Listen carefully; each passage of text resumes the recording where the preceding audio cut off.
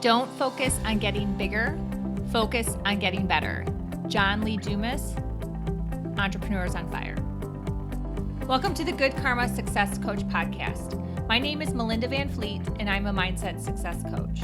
My husband Ryan and I were laid off at the same time 10 years ago.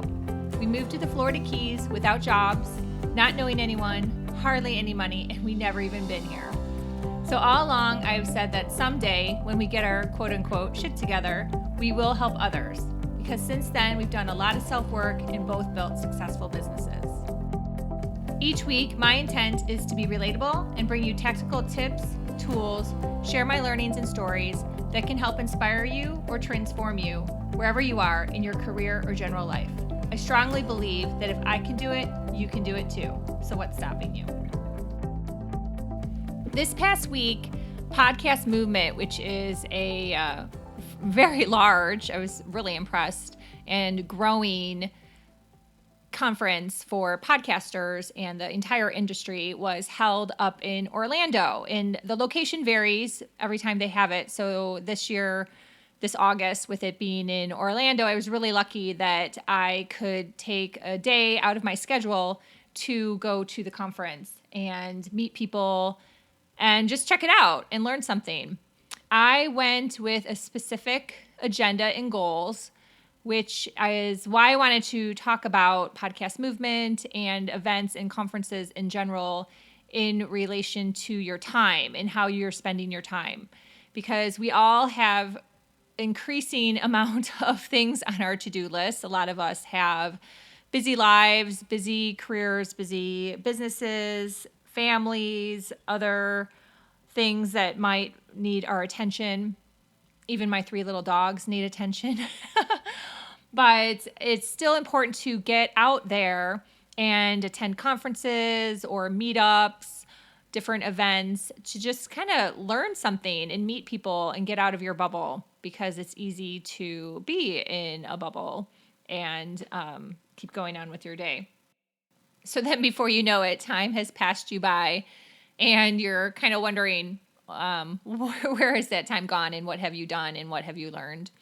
I touch on this also in episode 5, if you want to listen to a past episode where I talk about networking as well and about some events that I did back in the spring. But this event that I went to, the podcast movement, like I said, I had an agenda, I had goals for what I wanted to accomplish. And the event started on Tuesday and went all the way through Friday. So it's a pretty long event with lots of different speakers and breakout sessions. There's also lots of vendors there, everyone from Stitcher to Google, Spotify, all the different technology. It was actually fascinating. That was something I wasn't planning on. Actually, I put it this way. I didn't have as a goal to learn was technology. I'm just not a techie person, so my brain doesn't go there. I wish I was. I'm always so in awe of people that are great with technology, because it's definitely not my skill set. But I did learn some things in that area just from watching other speakers and different tools they were using during their presentations. So that was pretty cool. I also really wanted to finally meet Kate Erickson and Lee Dumas and hear them speak. So I went to their Podcasters Paradise happy hour on Tuesday night when I got to Orlando. It was great to finally meet both of them, and they're both awesome. And then I got to see them speak on Wednesday, which was killer. They just both crushed it. They speak separately, so they each had their own topics, and I took tons of notes, which is also something I've mentioned before. Like when I went to Tony Robbins, I couldn't believe how no one takes any notes. I take tons of notes because there's just so much great detail and nuggets that there's no way your brain is going to remember all of that. And then I have the added bonus that Ryan and I work together, and so he couldn't come because his business is super busy. He couldn't come to Podcast Movement. So I have tons of notes, so I'm able to really go through my notes with him this weekend and share with him everything I learned. So another reason to take good notes, to refer back to yourself and also to share with somebody else. But the other thing I wanted to do was just meet some new people, some new podcasters, and hopefully podcasters I can collaborate with. So that mission was also accomplished in a very short window.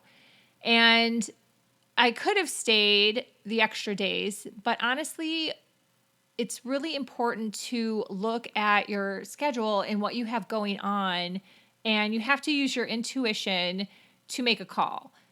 So my call was that, you know what, I need to get back home because I have to do work. I have a business to run. I have so many things going on that I need to get back. Ryan is super slammed with his charters, so I help him out. I make sure the household runs smoothly, so when he gets home from his charter, he doesn't have to worry about too much because he's exhausted and he's really focusing on his clients and making sure they have great charters. And you know what? It's 100 degrees outside, so it's a little hot. So I have all these other things to do. So my point in sharing this with you guys is that, you know, sometimes you really have to sit and evaluate, you know, what do you have going on? What makes the best sense for your to-do list? What makes the best sense of your time? And set boundaries around those things in your day to make sure you get them done. So a little strategy, a little forethought, a little planning, understanding what your goals are for what you want to achieve out of the experience, and saying, you know, is it worth it? Is it worth it for me to take time off to go to such event? Is it worth it? Am I going to get my goals and objectives out of this event?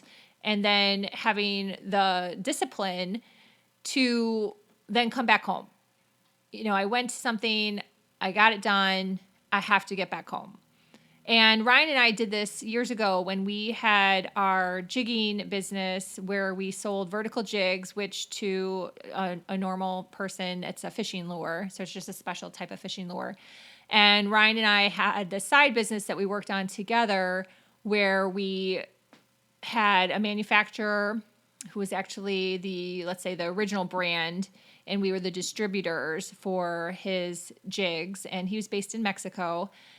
And we both worked on this business together. We really enjoyed working on it. And when we first got the distributorship deal, I had in my mind that I wanted Jared Jeffries to be someone who promoted our jigs on his fishing show. And Jared Jeffries is a former NBA basketball player who has, I don't know if he still has it or not. So at the time, obviously, he had a fishing show and he really focused on jigging. He loved to jig. So often in his fishing shows, he would talk about jigging. So I actually had said to my husband back in the day, I said, we're going to get our jigs on Jared Jeffries' fishing show. And Ryan just looked at me like I was crazy. He was like, what? I said, nope, we're going to get it. I'm going to make it happen. And, you know, this was 4 or 5 years ago.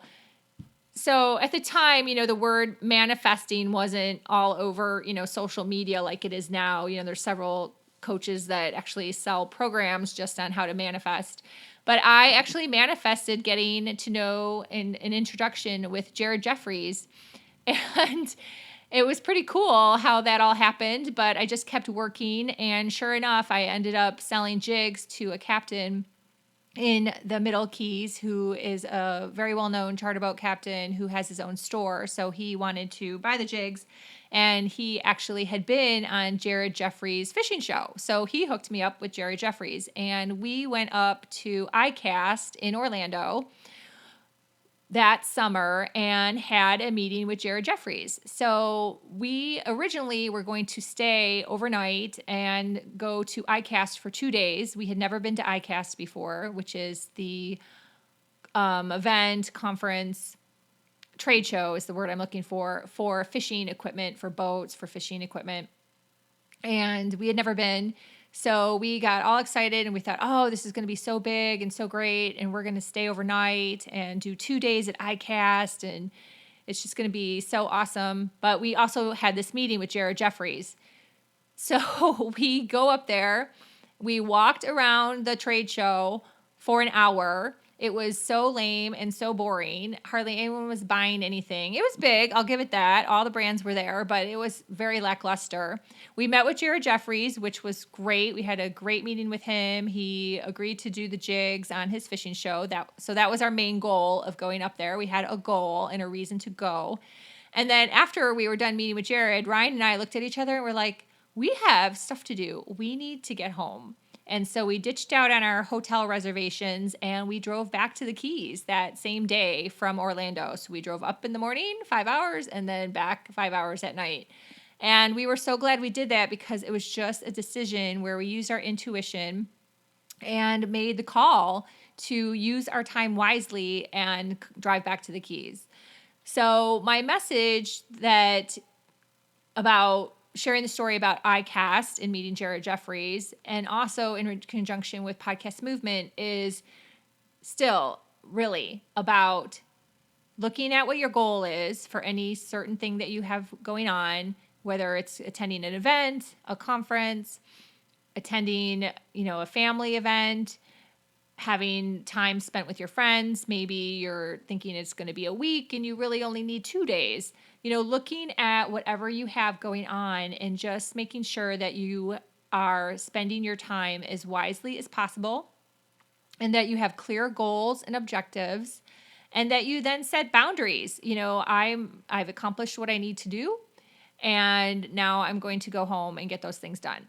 Because so many times what happens is people just have so many things on their plate and they can't say no. And then that leads to overwhelm and stress. And if you listen to my episode last week, I love to live in ease.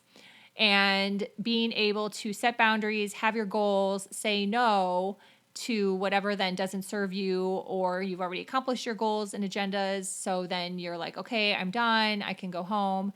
Recognizing these things and actually doing them and practicing is what can really help you manage your time and be as productive as possible.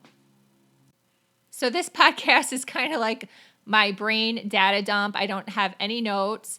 I just have been thinking about all this week. I'm very personally happy that I made the choice that I did to come back after one day of Podcast Movement. In the future, if I can stay longer, that's awesome. I just manage things as they come. But I wanted to share that because when I talk to my clients and when I work with my clients, I just really feel that is just something that people aren't doing. And so many people just keep getting overwhelmed and caught in these cycles of not being able to say no, not being able to set boundaries, not being able to understand what they're trying to achieve out of attending something.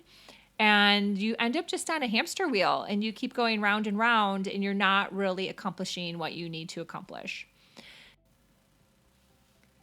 In closing, I want to leave you with this mantra. My time is valuable, and it's okay to say no and set boundaries. My time is valuable, and it's okay to say no and set boundaries.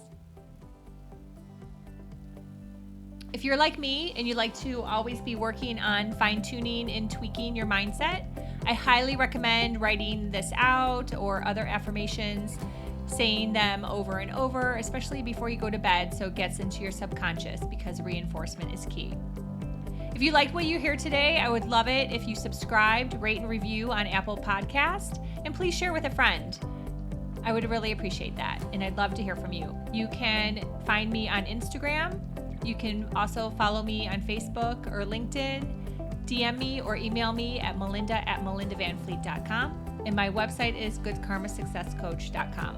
So until next time, be grateful, be curious, always be learning, and have some fun too. Thanks.